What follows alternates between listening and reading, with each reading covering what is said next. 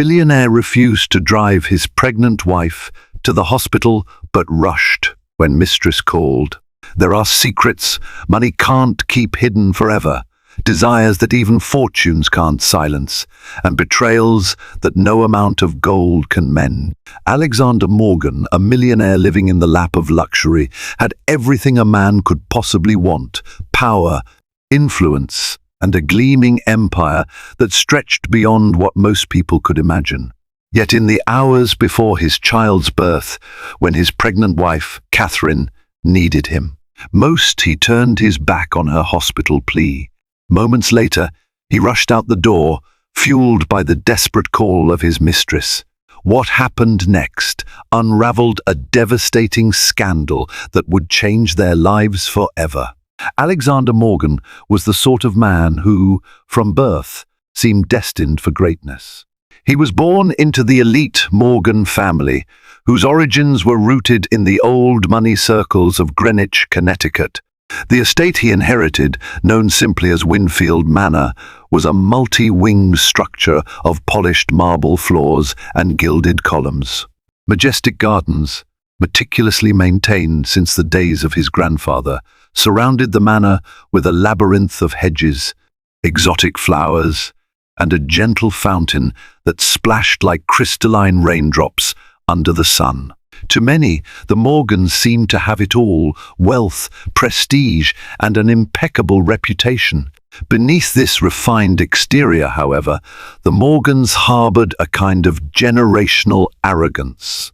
Their wealth had bred a sense of entitlement, evident in Alexander's father, Randall Morgan, who never truly listened to the opinions of lesser folk. His mother, Lenora Morgan, was genteel in public but ruthless in private negotiations and family matters. Alexander grew up absorbing these traits. By the time he was 20, he had a cocky demeanor that he wore as comfortably as his tailored suits. He was known for throwing extravagant parties, always with a VIP guest list that included celebrities, politicians, and foreign dignitaries.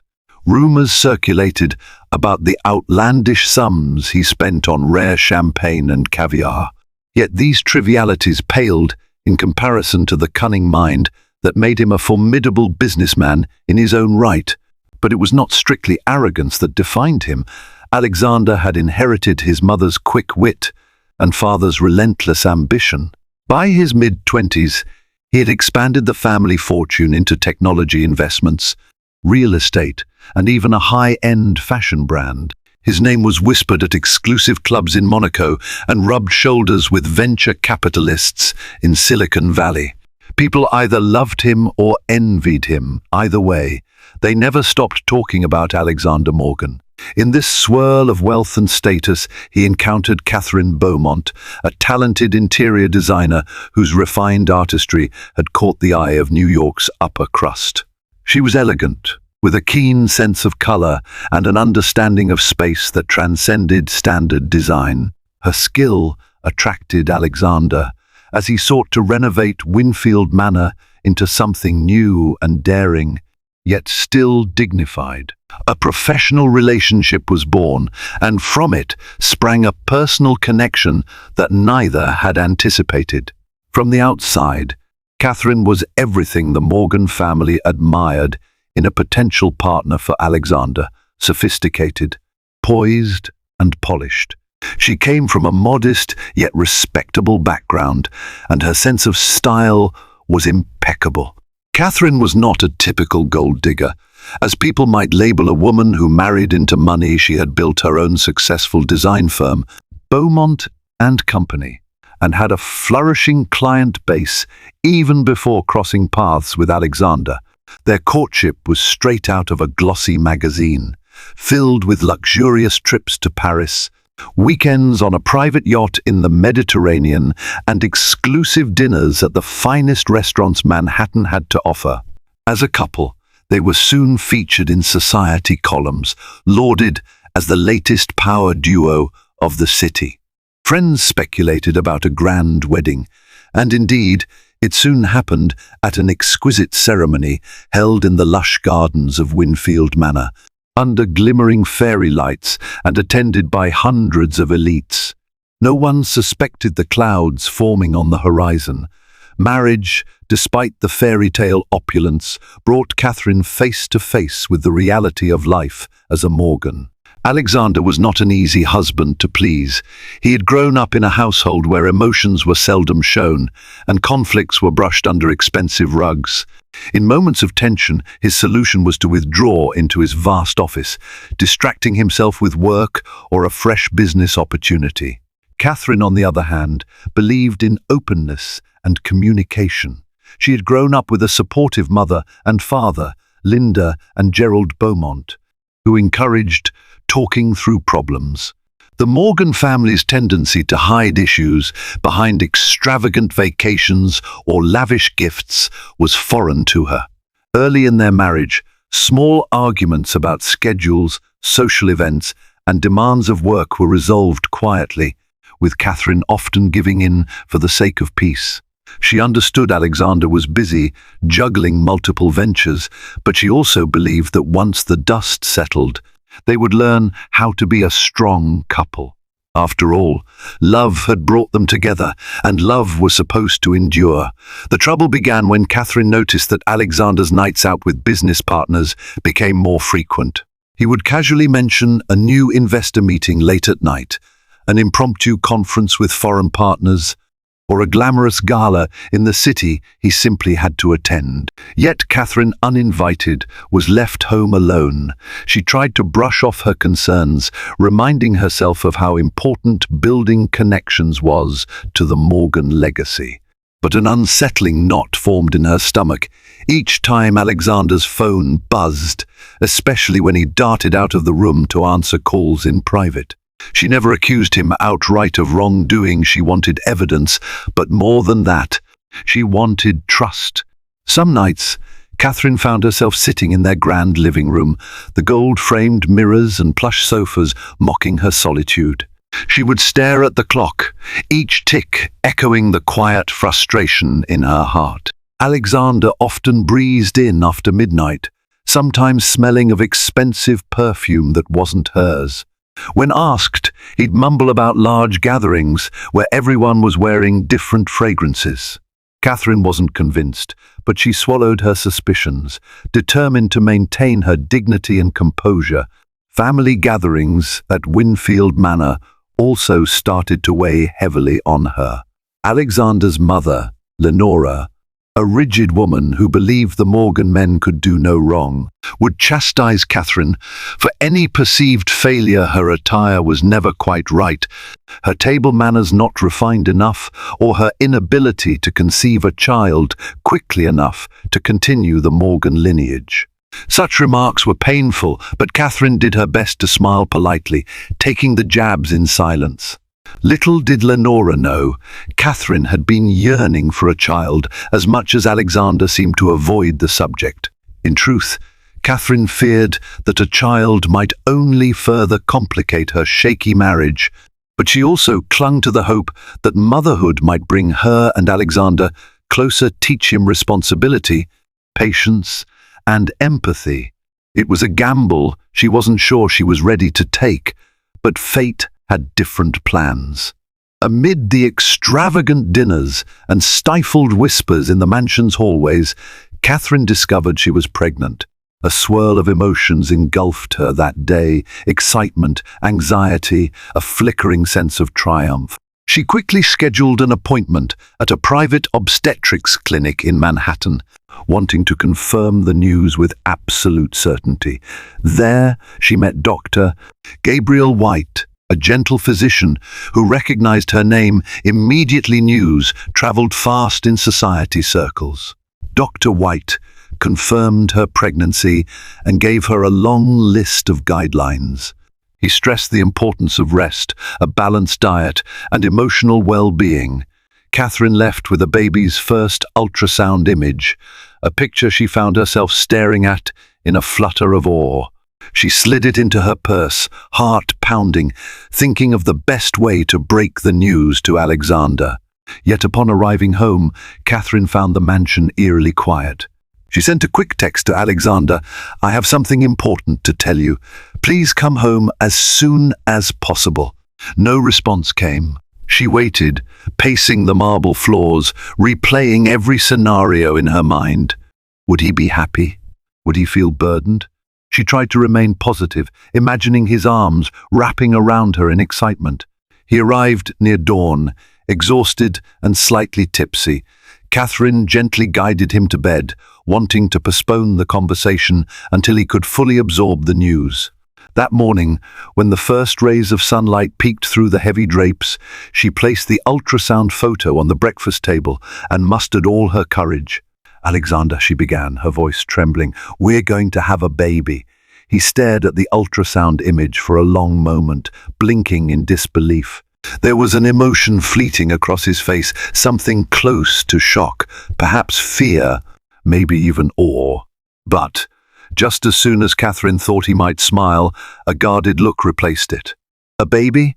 he repeated. "Yes," she answered, reaching out to touch his hand. He cleared his throat, looking away. "That's big news." Are you feeling all right?" His questions were mechanical, lacking warmth.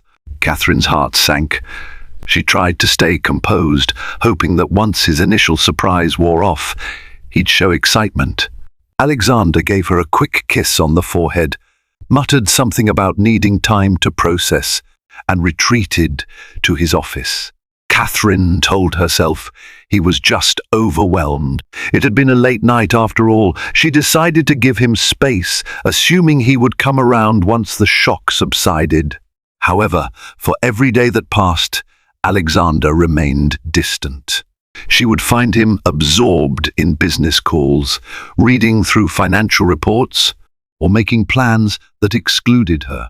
The only mention of the baby came in passing remarks, usually overshadowed by talk of brand expansions or property deals. Disillusionment began to weigh on Catherine's hope. As months went by, Catherine's pregnancy progressed. Physically, she felt the change's morning sickness that had her rushing to the bathroom, mood swings that she tried to temper around the maids and staff. She found comfort in preparing a nursery, selecting paint colors, and examining different crib designs. Even though Alexander never seemed to care much about the details, it was during this time that a worrying rumor reached Catherine's ears. One of the mansion's staff, Alma, an elderly maid who had worked with the Morgan family for decades, saw the way. Alexander's phone lit up late at night, and how he disappeared for hours, only to return with a guilty tension in his eyes. Alma, sympathetic to Catherine's plight, muttered a warning.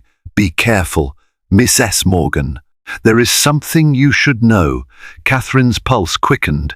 She asked what Alma meant, and the maid hesitated. "I've seen him leaving with that woman," Alma finally whispered. A torrent of questions and fears surged in Catherine's mind. Who was she? How long had this been going on? Was Alexander in love with someone else? She recalled how, at the start of her pregnancy, she had once picked up Alexander's phone only to see a text message from a certain Elena Parker. She had dismissed it, thinking it was a business partner or an associate in one of his many ventures.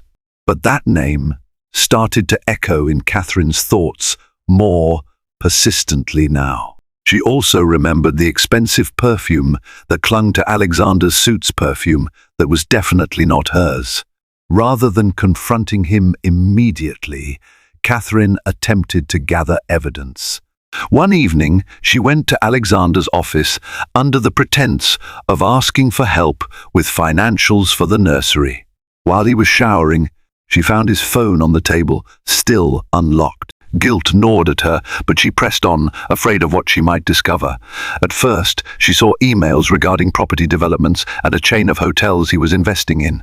But then, a series of messages on an encrypted app drew her attention. Elena Parker, I miss you.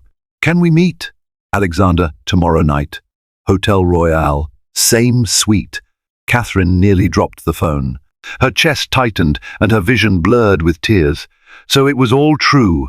Her husband, the father of her unborn child, was seeing another woman, arranging nights together in secret.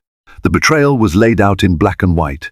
Yet, for reasons she could barely articulate, Catherine slid the phone back onto the table, locked the screen, and left the office in silence. A swirl of emotions consumed her: rage, despair, heartbreak, a fierce protective instinct for the child in her womb. She chose not to confront Alexander that night, fearing an emotional outburst could harm the baby. The next morning, Catherine tried to appear normal. She forced a polite smile at breakfast, though she felt as if the mansion's high ceilings were closing in on her. Alexander barely acknowledged her, his eyes glued to a business newspaper. She realized he was always present physically, but mentally far away, perhaps with Elena Parker. Catherine decided she would demand answers, but only after carefully weighing her options. She had to think about her future, her child's future, and the immense power Alexander wielded. Would he try to wrest custody from her if things turned bitter? Could she survive if she walked away from this marriage, losing the life of comfort she'd grown accustomed to? In moments of clarity, Catherine reminded herself that she had been successful before Alexander came along. She had her own design firm, which she had placed on temporary hold during the pregnancy. Maybe she could revive it. She also had supportive parents, Linda and Gerald, who would help if she decided to stand on her own 2 feet.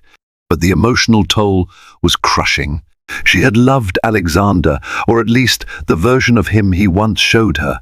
Days turned into weeks, and her belly continued to grow. She had frequent checkups with Dr.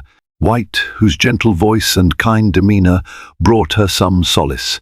He urged Catherine to avoid stress, explaining how anxiety could affect the baby's development. She nodded obediently, though stress was all she seemed to feel these days. At times, Catherine nearly lost herself in fantasies of a perfect family, imagining Alexander would come clean, repent, and make amends. Other times, she grew numb, too exhausted to engage in any arguments or illusions. She still cooked dinner for them both, hoping to share a meal, but Alexander usually arrived too late or dismissed her efforts with a curt, "I've already eaten." Alma, noticing Catherine's deteriorating emotional state, would bring her calming teas and gently remind her to rest. "You are too kind, Alma," Catherine whispered one night. "Thank you for caring." One day, as Catherine was flipping through design magazines in the living room, Alexander's phone rang. His personal phone. He was in the study, so she picked it up out of reflex. The screen displayed Elena Parker. A wave of nausea hit. She didn't answer, but the phone continued to ring, the vibration resonating ominously through the silence. When Alexander emerged moments later, she handed him the phone without a word. He snatched it from her, scowling, and walked out of the room to take the call privately. From that point on, Catherine knew that any illusions she held about a husband devoted to their child were just that, illusions. She decided that if Alexander would not choose his family, she needed to prioritize herself and her baby. Catherine was well into her 3rd trimester when the drama reached its devastating climax. She was heavier, slower, her back aching from the extra weight. Dr. White had warned her of the possibility of early labor, given the stress levels. She tried to remain calm, focusing on last-minute touches to the nursery, a pastel-themed room with plush carpets and a hand-carved crib. The night it all unraveled began innocently enough. Catherine was alone in the mansion. The staff had retired to their quarters, and she was reading a parenting book in the living room. Alexander was out, apparently at a business dinner, though she suspected it was with Elena. Around midnight, a stabbing pain coursed through her lower abdomen. It came unexpectedly, more intense than any discomfort she had felt before. She gasped, nearly dropping her book. Sweat beaded on her forehead. She tried to recall Dr. White's instructions about contractions. Could it be false labor? The pain returned, sharper this time. Panic set in. She was only 36 weeks pregnant, a bit early but not dangerously so. Still, everything about it felt ominous. Catherine clutched her phone and dialed Alexander's number, her breath ragged. After several rings, he picked up. Alexander, she managed, wincing through the pain. I need you to come home. Something's wrong. I think I'm going into labor. He hesitated, his voice muffled by loud background noises, music, chatter, glasses clinking. Now, Catherine, I'm in the middle of something important. Have you called the driver or an ambulance? She swallowed hard, tears burning in her eyes. Have I called the driver? She repeated to herself, stunned by his indifference. Please, I'm scared. There was a long pause, as though he'd covered the phone to speak to someone else. Then, in a clipped tone, he said, I'll see what I can do. He ended the call. Catherine's heart pounded. She dialed the mansion's chauffeur, Martin, who always stayed on call. But to her dismay, Martin informed her that Alexander had taken the town car for the evening. The second driver was on leave for a family emergency. The pain cut through her again, so severe that it nearly brought her to her knees. Desperate, she fumbled through her contacts, finally reaching a friend who lived in Manhattan. But her friend was too far away to help quickly. Call an ambulance, her friend advised. I'll meet you at the hospital. Catherine did just that, summoning an ambulance that would arrive in about 15 minutes. Each minute felt like an eternity as the contractions grew stronger, her breathing ragged. She didn't realize she was weeping until she tasted the salt of her tears on her lips. She waited by the entrance, hugging herself in terror. Where was Alexander? Where was her husband, the father of her unborn child, at this critical moment? Just as she thought she couldn't be more devastated, her phone rang again. Still doubled over in pain, Catherine fished out her phone. She hoped it was Alexander, finally coming to his senses. But the caller ID made her stomach lurch. It was an unknown number. She answered, voice trembling. Catherine Morgan? An anxious voice asked. This is Dr. Gabriel White. I'm calling because your husband just rushed in with a woman. She's in labor. Catherine's mind reeled. What do you mean? She asked through clenched teeth. Dr. White sounded perplexed. Alexander Morgan arrived with Elena Parker. She's apparently pregnant, and it seems she's going into early labor as well. He told me to phone you and ask if you could come, but the rest of his words merged into an indecipherable roar in Catherine's ears. Alexander had refused to come home for her, his pregnant wife, but he was rushing to the hospital for Elena Parker, his mistress, who was also carrying his child. It was a betrayal so profound that Catherine couldn't breathe. Her legs threatened to collapse beneath her. She forced herself to inhale, remembering her own crisis. The ambulance sirens approached, and moments later, paramedics were lifting her onto a stretcher. As the ambulance sped away towards St. Joseph's Hospital, Catherine lay on the stretcher, tears streaming down her face. She clutched her belly, half in physical agony from the contractions, half in emotional torment from the revelation. She realized with nauseating clarity that Alexander had been leading a double life, two pregnant women, both in their final stages of pregnancy, both in need of him, and he had chosen Elena. By the time Catherine arrived at St. Joseph's, she was in full labor. Nurses rushed her into a delivery room while she begged to see Dr. White. It turned out he was occupied with another patient, Elena Parker, who was in the private suite next door. Catherine's friend from Manhattan, Alyssa, soon arrived, grabbing Catherine's hand and trying to calm her. The contractions intensified. Nurses gave Catherine an epidural to manage the pain, but her emotional turmoil was not so easily numbed. She kept hearing voices in the hallway, glimpsing the frantic movement of doctors. She wondered if Alexander was rushing between Elena's room and hers, but if he was, he never showed his face to Catherine. Hours crawled by in a haze of pain and heartbreak. Finally, Dr. White entered Catherine's room, looking harried but compassionate. You're doing well, he assured her. Just a bit more, and he was interrupted by a nurse whispering something in his ear. Doctor, White nodded gravely. "Excuse me," he said, rushing out again. Catherine guessed he was going back to Elena. The betrayal burned like acid in her throat. Before dawn broke, Catherine gave one last push, and a newborn's piercing cry echoed through the delivery room. Tears of relief and heartbreak streamed down her face. She was a mother, now a mother, in the loneliest sense imaginable. The nurse placed a baby boy in her arms. He was warm, fragile, blinking at the harsh hospital lights. In that instant, Catherine felt a surge of unconditional love, a fierce determination to protect him from the chaos that was his father. She asked if Alexander was outside. The nurse shook her head apologetically.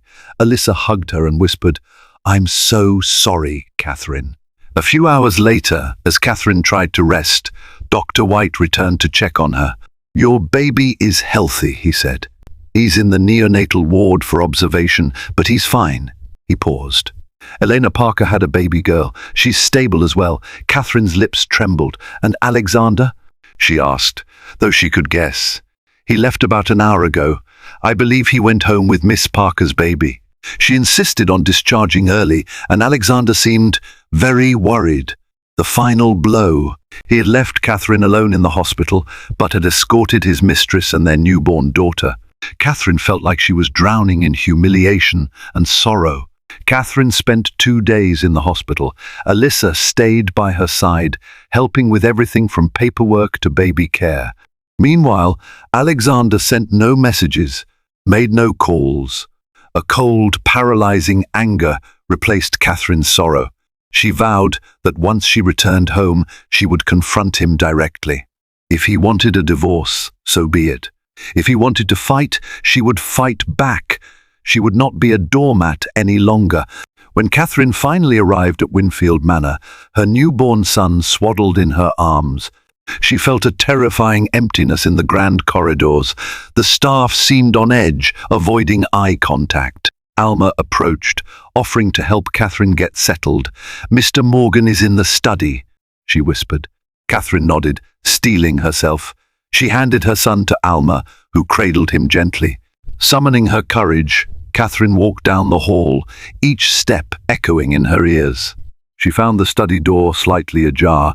Inside, Alexander sat behind his mahogany desk, his head bowed. Standing beside him was Elena Parker. The sight of them together in her home was a shock. Elena held a delicate baby girl, only days old. Catherine caught a glimpse of the infant's tiny face, a reflection of Alexander's strong features, and her stomach flipped with nausea. Alexander looked up, startled to see Catherine.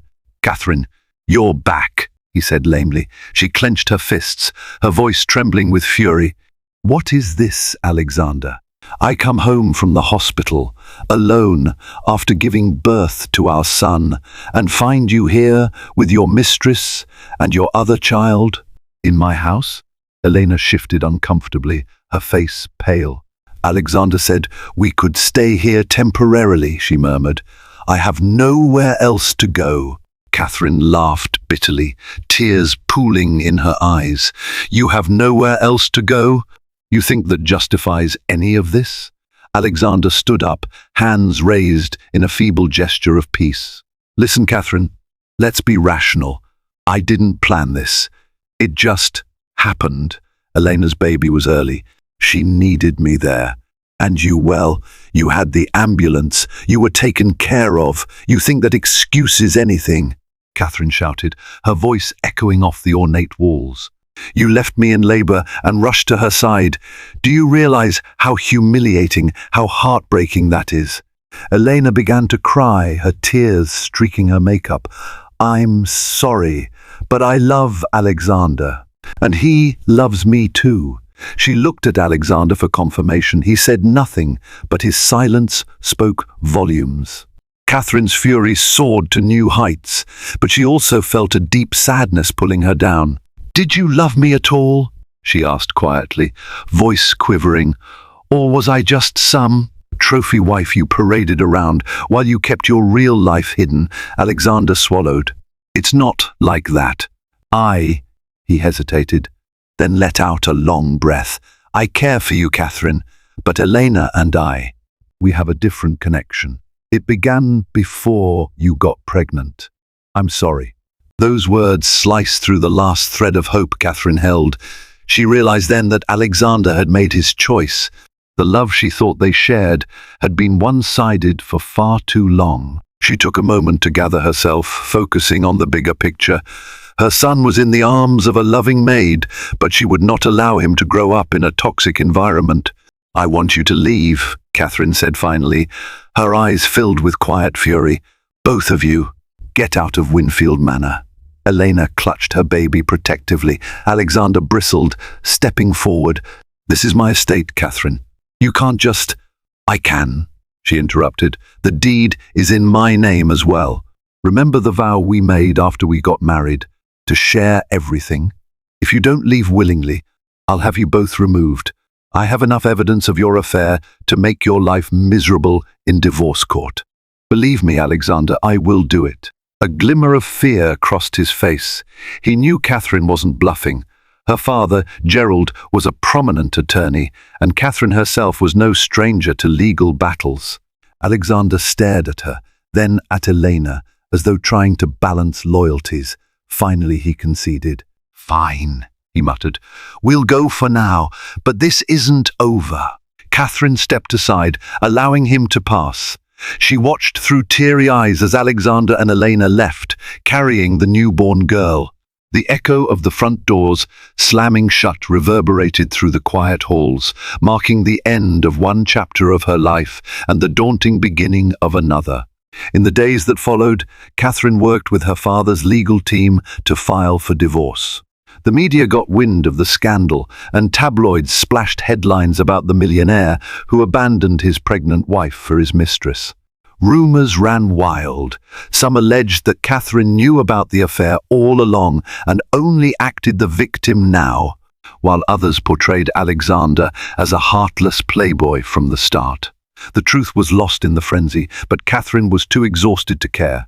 Her priorities now were simple: to heal and to care for her son, James Morgan Beaumont. She added her maiden name, Beaumont, to his birth certificate, symbolically distancing him from the Morgan legacy.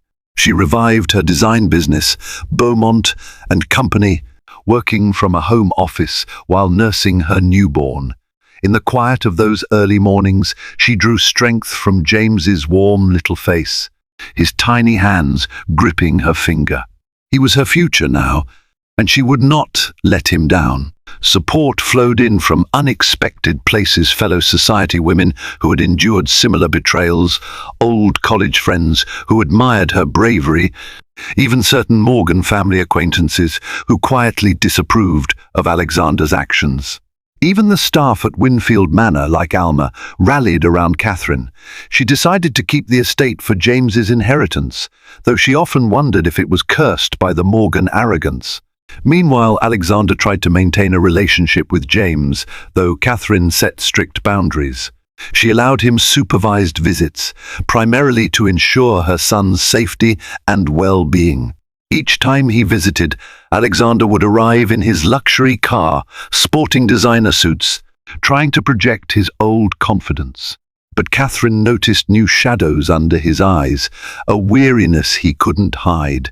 Elena's presence in his life and her demands had apparently complicated things further. Catherine felt no pity. It was a bed he had made for himself. One day, Alexander asked if he could speak with her privately. The divorce proceedings were well underway, and Catherine had no appetite for more drama. But curiosity and a sense of closure prompted her to agree. They met in the estate's sunroom, a bright space filled with potted palms and comfortable seating. Catherine held James, who now cooed and wiggled in her arms. Alexander sat across from her, hands clasped. For a moment, he looked more vulnerable than she'd ever seen him. "Catherine," he began, clearing his throat, "I know I've done horrible things. I was selfish, and I lied to you. I just want to say I'm sorry." She studied him, seeing the father of her child, once her husband, now a man she barely recognized. "Apologies don't change the past," she replied softly. He nodded, eyes downcast. I know, but it's important to me that you know I regret how I treated you. I never wanted to hurt you or James.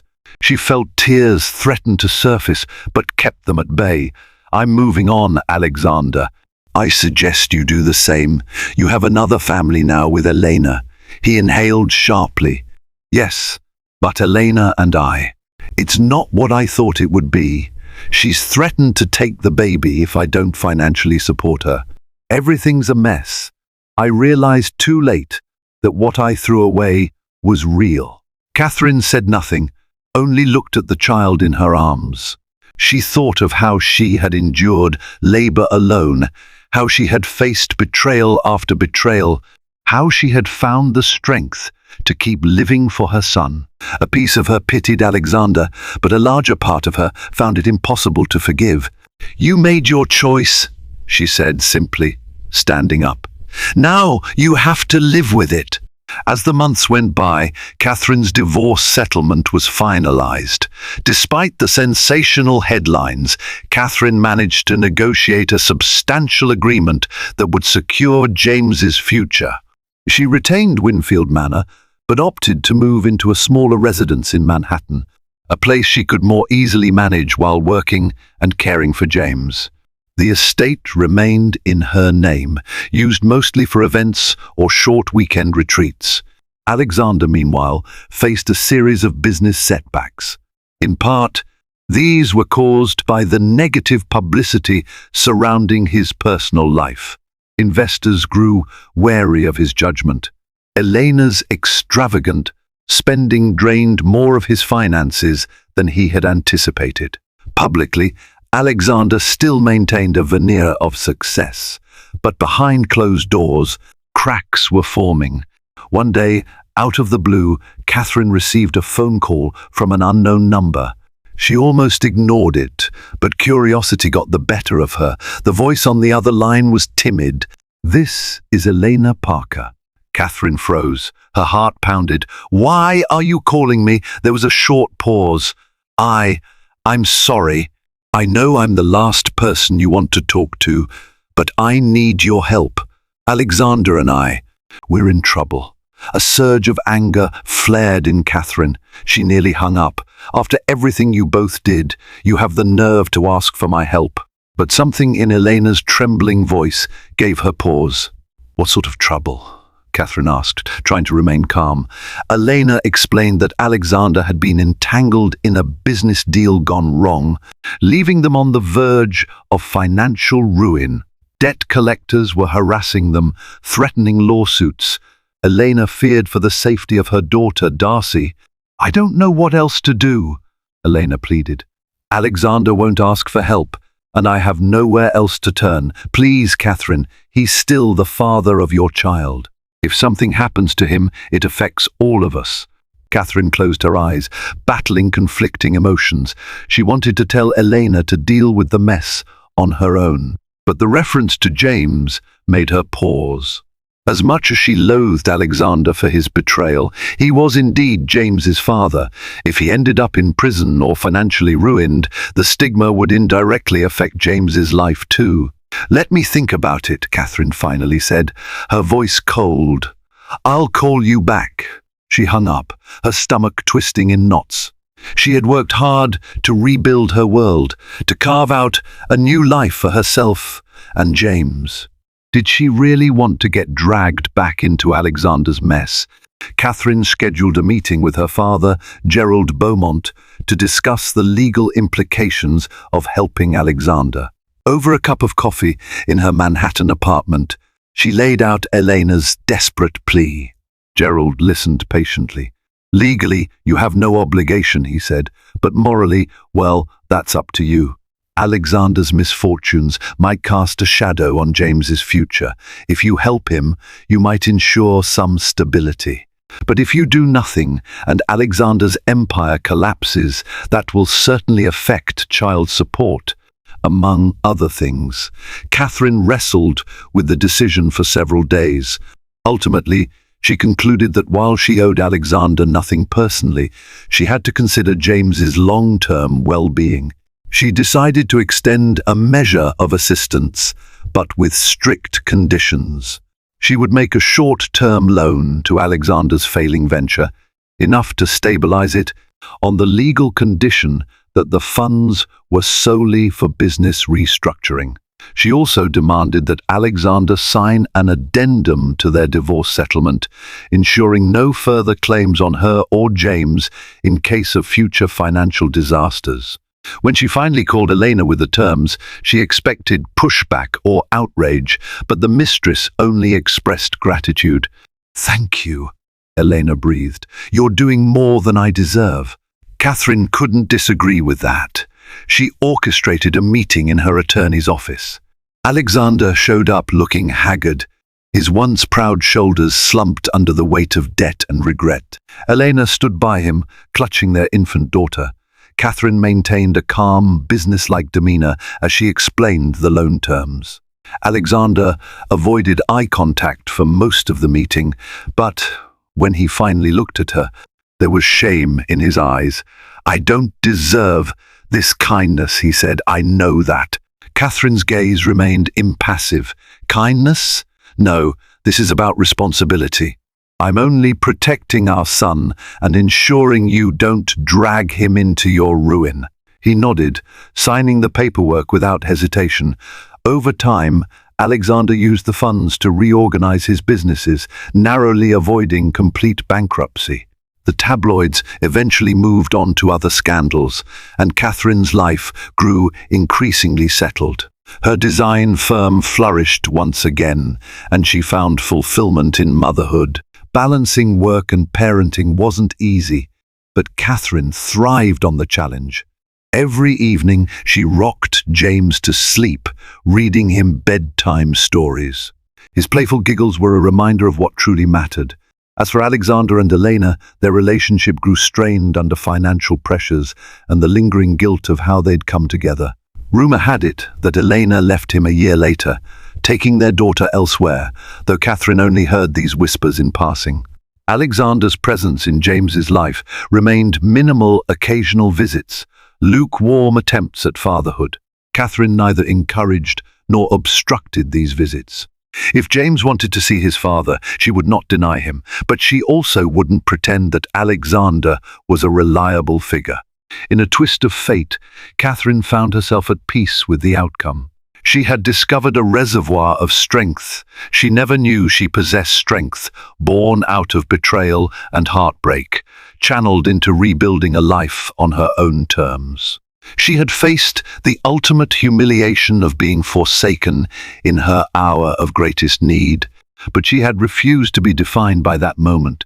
Instead, she rose from the wreckage, determined to give her son every advantage in life. She wanted him to grow into a man who respected women, who stood by his commitments, who knew love was not to be trifled with. Years drifted by in quiet, steady transformation.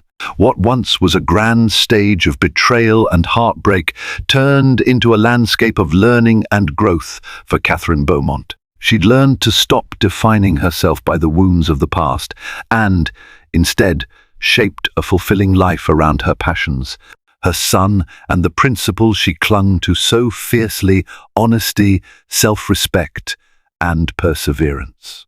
In the aftermath of her divorce, Catherine decided to remain at Winfield Manor just long enough to ensure the property was well maintained and financially sound for her child's future. With help from her trusted friend Alyssa and loyal staff like Alma, she made the mansion presentable for exclusive events, charity galas, art exhibitions, and even high-profile corporate functions. Those events not only generated revenue, but also quietly recast the estate's reputation from a site of scandal to a beacon of sophisticated gatherings. Her growing design firm, Beaumont and Company, soon became the talk of Manhattan's high society. Catherine channeled her heartbreak into creative innovation. Intricate color palettes and daring furniture concepts reflected her personal journey from darkness into light. Prestigious commissions poured in, allowing Catherine to expand to London and Paris within 3 years. The initial fear that her personal scandal might ruin her career faded with each successful project.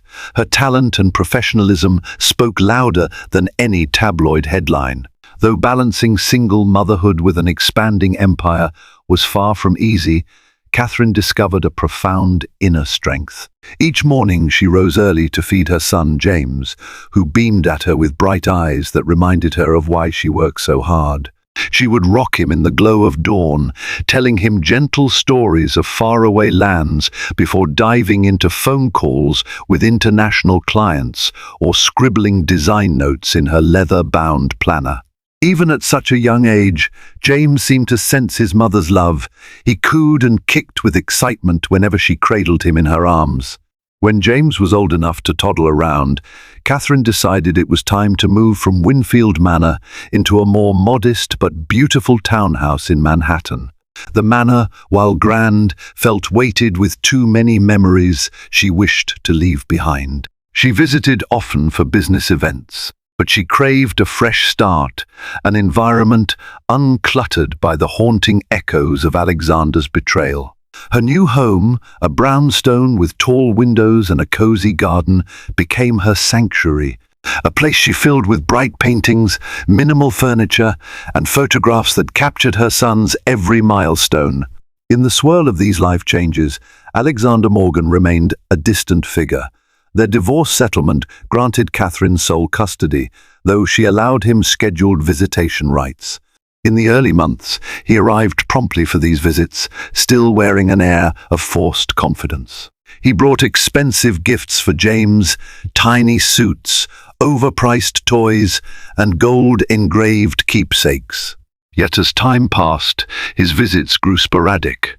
Rumor had it that Alexander was struggling to keep his finances afloat amid ill-advised business deals and the public fallout of his affair. Catherine neither celebrated his misery nor welcomed him back into her life. She remained cordial but distant, setting boundaries to protect the stability and peace she had cultivated for herself and James. From time to time, Catherine heard murmurs about Elena Parker. She had apparently left Alexander not long after their daughter turned one, claiming the relationship was too burdensome and that Alexander was too unstable. Catherine felt a complicated tangle of emotions when she heard these whispers, part vindication, part sadness. She pitied Elena in a small way. They had both been caught in Alexander's web, though on opposite ends. Still, Catherine never reached out, believing she owed Elena nothing more than a distant wish that she might find her way forward. Amid these developments, Catherine focused on her deeper aspirations. She began mentoring younger women starting their own businesses, particularly single mothers who struggled to break into competitive industries. Her personal story made her an empathetic figure, and she found new purpose in giving others the guidance and support she once wished she'd received. She launched a foundation, Beaumont Future and Vision, which provided seed grants and workshops on financial planning, marketing, and design fundamentals. Seeing the spark in these women's eyes filled Catherine with a satisfaction that no amount of personal vengeance could ever replicate. Life also offered Catherine small windows of romance. She dated discreetly, meeting interesting men from diverse backgrounds, a Paris-based art curator who shared her love of modern sculpture, a venture capitalist from Silicon Valley who admired her drive and ingenuity. Each relationship was a lesson in trusting again, and though none developed into a lifelong commitment, Catherine never regretted opening her heart. She had learned to set firm boundaries, to demand respect for her time and her role as a mother, and to speak her mind without fear of judgment. James thrived in this atmosphere of love and careful structure. By his 4th birthday, he was a curious, bright-eyed boy, quick to notice details in the world around him, like how the sunlight patterned their living room floor or how the lines of a building curved against the sky. Catherine saw in him a budding artist's soul, perhaps inherited from her. She celebrated his talents, enrolling him in creative play classes and encouraging him to paint or draw whatever captured his imagination.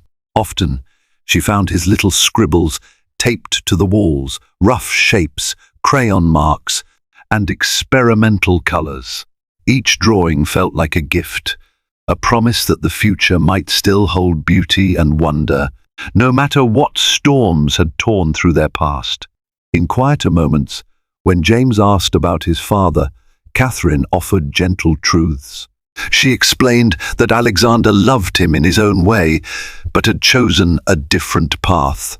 She was careful never to fill James's young mind with bitterness or resentment.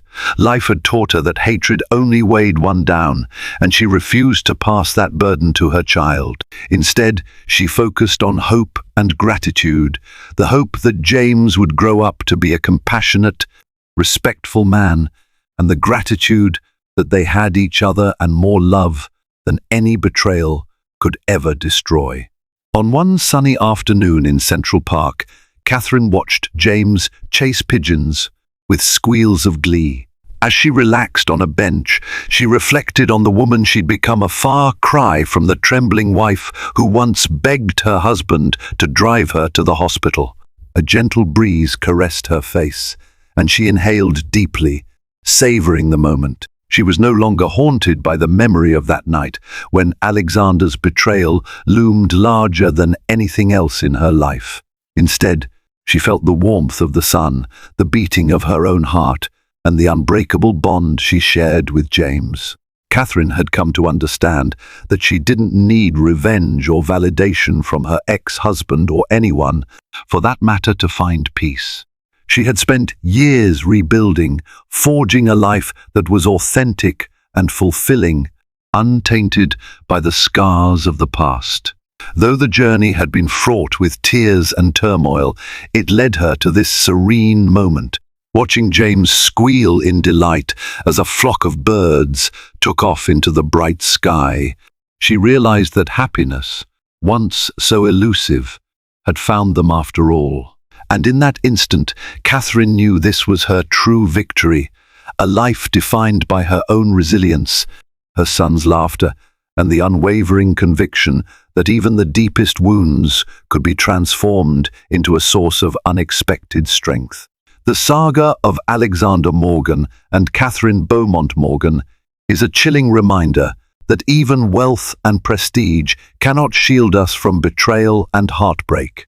Love, trust, and family ties hang by delicate threads that can snap when selfish desires are allowed to run rampant. Yet in the aftermath of devastation, it's possible to rebuild stronger, wiser, and determined to protect what truly matters.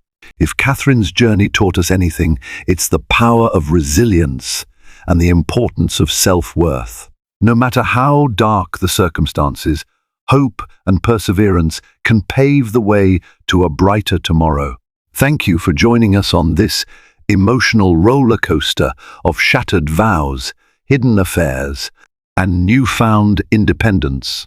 If this story moved you, please hit that like button, share it with your friends, and subscribe to our channel for more gripping tales.